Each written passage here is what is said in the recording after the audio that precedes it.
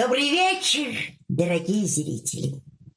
Сегодня я хочу рассказать вам японскую народную сказку «Отчего в море вода соленая». Вы слушайте. В старину, в далекую старину, жили на свете два брата. Старший был богат, а младший беден. Вот как-то раз под Новый год пошел бедный брат к богатому просить в долг мерку риса. Ничего не дал ему богатый брат. Наговорил много обидных слов и прогнал. Что делать? Побрел младший брат домой ни с чем. Вдруг навстречу ему старик с белыми, как снег, волосами. «Куда идешь?» – спрашивает у него старик. «Да вот, сегодня канун Нового года, а у меня в доме даже горсточки риса нет. Понапрасну только ходил я к своему брату, не дал он мне ничего. Иду домой с пустыми руками. Ну, если так, я тебе помогу. Возьми вот этот пирожок и ступай в лес. Есть там пещера. В той пещере карлики живут. Станут они у тебя пирожок просить и будут сулить за него горы золота, но ты не бери. Скажи, что сменяешь пирожок только на ручную мельницу». С этими словами дал старик младшему брату бедному маленький пирожок. По-японски называется мандзю. Пошел бедный брат в лес. В самом деле, там пещера, в горе видна. Суетится возле нее множество крошечных человечков. Что они там делают, подумал он. Глядит, а они, спотыкаясь и падая, всей гурьбой одну тоненькую камышинку тащат. «Стойте! Я подсоблю!» — говорит бедный брат. Взял он камышинку и отнес к пещере. Вдруг у него под ногами словно комар запищал: «Помогите! Разбой! Человека убили!» Удивился бедный брат, глянул себе под ноги. Вдруг видит, что чуть не задавил одного карлика.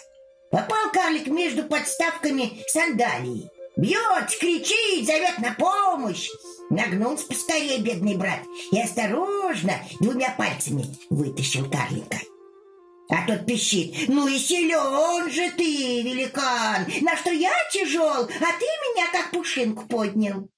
Тут заметил он в руке у бедного брата пирожок и начал просить: «Дай нам этот пирожок, мы за него ничего не пожалеем». Стали карлики носить из пещеры золото, по песчинке, целую груду таскали.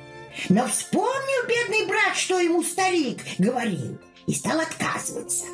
«Не возьму я золото, дайте мне взамен ручную мельницу». Видят карлики, что его не переспоришь, повели в пещеру, и стоит там в углу ручная мельница с каменными жерновами. «Эта мельница — самое дорогое наше сокровище, — говорят карлики. Жалко нам с ней расставаться. Ну уж очень твой пирожок нам понравился. Бери мельницу, так и быть. Покрути жернов вправо, намелит она тебе все, что только пожелаешь. Покрути влево, перестанет мельница молоть. Не забудь же, влево покрути, а то она вовек не остановится». Понес бедный брат мельницу домой. А дом жена его заждалась. Не успел он показаться на пороге, она спрашивает: «Ну что, достал хоть немного рису?» «Не спрашивай ни о чем, — отвечает, — а стели скорее на пол циновку». Бросила жена на пол циновку, поставил на нее бедный брат ручную мельницу и повернул жерно вправо, приговаривая: «Мельница, намели нам рису! Мельница, намели нам рису!» И вдруг посыпался на циновку крупный белый рис. «Мельница, намели нам семги! Мельница, намели нам семги!» тут упал на циновку несколько больших соленых рыб. Много еще намолола мельница разной вкусной еды. Лишь тогда бедный брат повернул жернов влево, когда ничего уже больше придумать не мог. Остановилась мельница, а муж с женой радостные сели ужинать. На следующее утро говорит он жене: «Довольно мы с тобой скитались по чужим лачугам. Пора и нам пожить в своем углу, как люди живут». Велел он мельнице: «Мельница, намели нам новый хороший дом с просторными кладовыми и большой конюшней, да чтоб стояли в конюшне на привязи 74 коня. А потом намели побольше рисовых лепешек и вкусного вина». Созвал младший брат всех соседей, родственников. То-то они удивились. Последний в деревне бедняк всех на пир созывает. Не обошел он приглашением и старшего брата. Пришел старший брат, смотрит, глазам не верит. Младший брат только вчера вечером у него меру риса просил, а сейчас первый богач на селе. Как это можно за одну ночь так разбогатеть? Откуда что взялось? Жив не буду, думает, а узнаю, в чем тут дело. Ну вот пирует, значит, с гостями старший брат, а сам зорко по всем сторонам поглядывает. Стали гости домой собираться. Захотелось младшему брату отделить их на прощение подарками.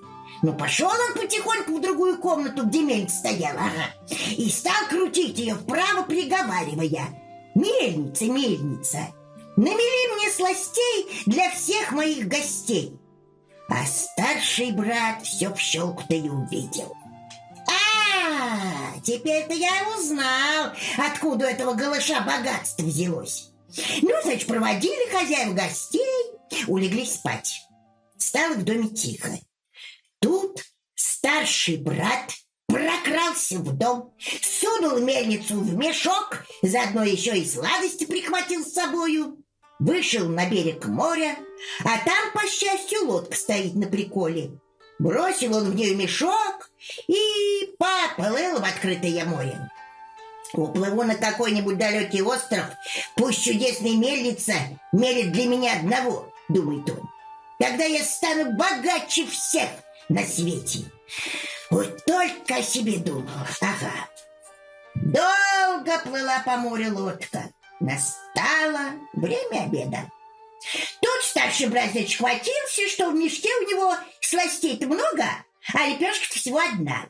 Поглядел он на нее, поглядел, и до смерти ему так захотелось солененького. Попрошу я у мельницы прежде всего соли. Посолю лепешку. Повернул он жерно вправо и приказал: «Эй, мельница, намели-ка мне соли». Посыпалась соль из мельницы широкой белой струей. И глазом он моргнуть не успел. Одно лодки сплошь солью покрыта. Увяз в ней старший брат по щиколотке. Захотел остановить мельницу, а мельница все вертится. Не знал старший брат, что надо влево жернов-то повернуть.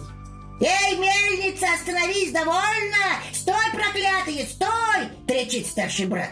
Соль ему уже по колено. Лодка по краям в воду ушла, а мельница все мелит и мелит. Пошла лодка ко дну вместе с мельницей.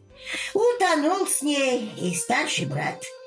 Лежит мельница на дне моря, сыплется из нее соль бесконечной струей и будет сыпаться до скончания века. Вот почему вода в море такая соленая. Ну, так считают японцы. Ну что ж, ребятки, такая сказка на сегодня. А вам спокойной ночи и, конечно же, самых сладких снов. До скорой встречи.